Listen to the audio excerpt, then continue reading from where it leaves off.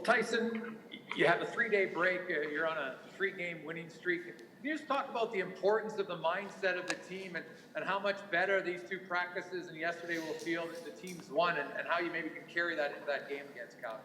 Yeah, it's awesome to get back on tracks, win a few, get back to 500, and like you said, we got 3 days kind of regroup and start it over, and hopefully carry some of that momentum. And it shouldn't be a hard one to get up for against Calgary. Obviously, big games for us. I know points aren't the only way to say if a guy's playing well, but your overall game the last 4 or 5 games. I don't know if it was just a comfort thing or not, but do you feel that much more comfortable as you look on the ice in the last few games? And if so, what changed?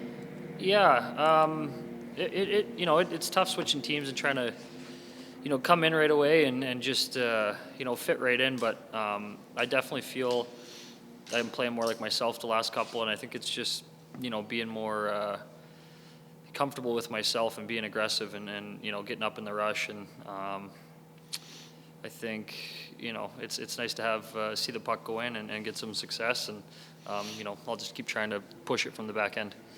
Jim Matheson, Post Media. A couple of things, Tyson. You've got an awful lot of right shot defensemen. You played the NHL a long time. Have you seen a team with that many right shot defensemen? And the other question I have for you is, as an opponent, what did you think of Darnell Nurse? And now that you're a teammate, what do you think of Darnell Nurse? The right shot defenseman. I haven't played on a team with this. I don't think this many guys.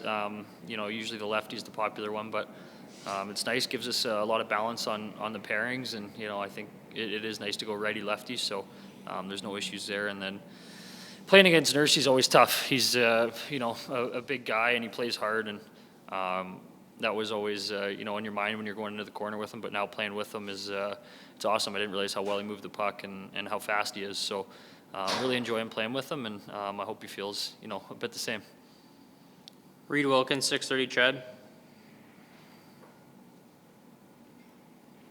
Tyson, have you given any thought to playing in the Battle of Alberta for the first time, especially given what you would have seen as a guy on another team last year between these two teams?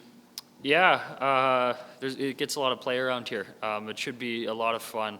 It's been a great rivalry for a long time, and obviously it boiled over a bit last year, so I'm sure that's going to carry over. And I always like playing against Calgary, so hopefully carry that over and get into it a little bit. Thank you.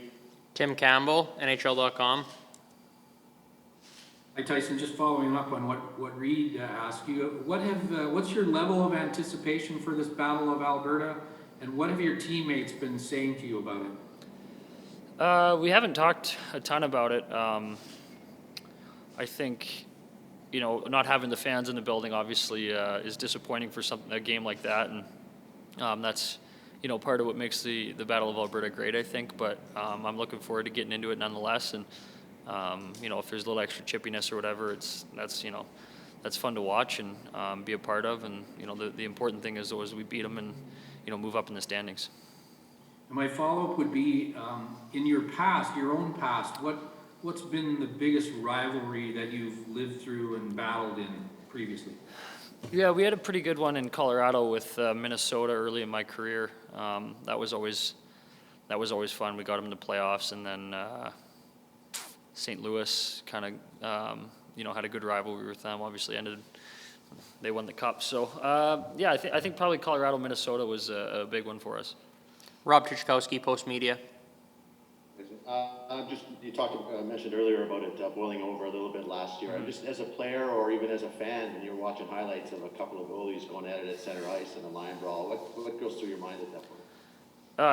It's old time hockey. It's fun to watch when you're sitting at home or catching the highlights and you see the goalies and everyone pile off. It's it's entertaining, no doubt. I think you don't want to see your tendy squaring up at center every game, but if it has to happen, it's got to happen. So obviously went down last year, and we'll see what carries over into this year. But with a short season and points so valuable, I think we got to focus on the way we play and beating them on the scoreboard as opposed to getting into it.